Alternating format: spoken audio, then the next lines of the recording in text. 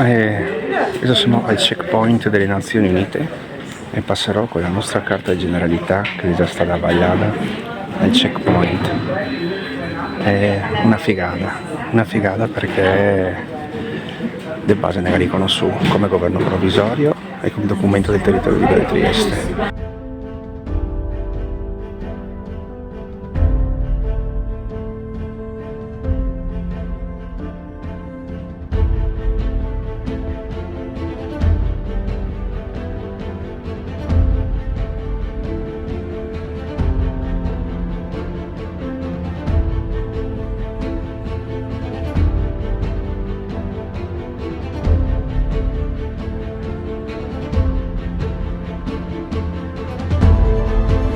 I go to the association made in Trieste. Thank you, Madam Chair. As an independent researcher, I would like to highlight the challenges minorities face in public spaces, particularly in Zone A of the Free Territory of Trieste, where the use of these spaces seems frequently disrupted to diminish the minorities' visibility. In order to address this, I examined the legal framework governing this disruption in my postgraduate research in international law that employed doctrinal legal methodology. I believe the findings are relevant to today's discussion as they clarify the legal context of these disruptions and provide information that the UN and this audience may not yet fully acknowledge. Despite the prevailing narrative, the research findings suggest that there was a military invasion of the unprotected Zone A of the Free Territory of Trieste on the night of the 25th of October 1954 that started an international armed conflict, as the findings identified the Free Territory of Trieste as a high contracting party. The invasion met no resistance, and by 12 p.m. the following day, the occupying power declared full control over Zone A and its international free port.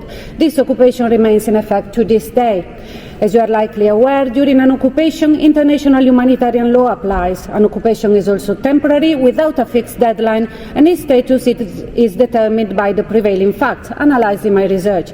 Since 1954, the population of the occupied Zone A of the Free Territory of Trieste has been entitled to the protection of the Geneva Conventions and the broader international humanitarian law framework, although they were not made aware of these rights.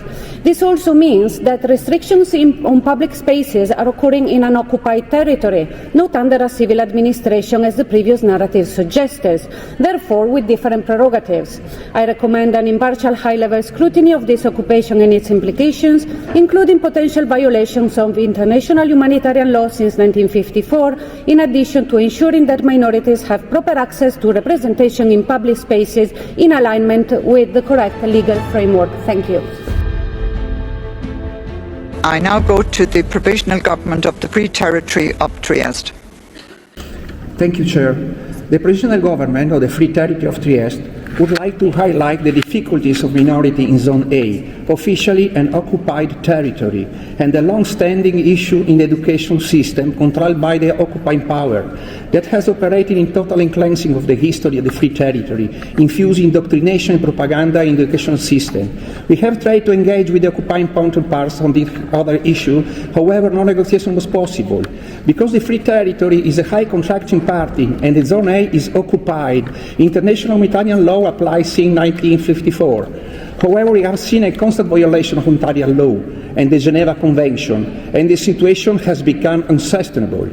The international silence, probably due to political reason, did not help and did not help now. Therefore, we are here to kindly ask the United Nations to act as a mediator between us and occupying power with the purpose of ending occupation and start the decolonization, to provide the Free Territory of Trieste with the status of observer at the UN to facilitate the conversation, the Free Territory to have an ISO position. In addition to the approved Free Territory ID that is already implemented and available, a passport or laissez-passer for the citizens of the Free Territory to guarantee international travel and protection under the Geneva Convention. The request to the Security Council to have back in the agenda the appointment of the Governor.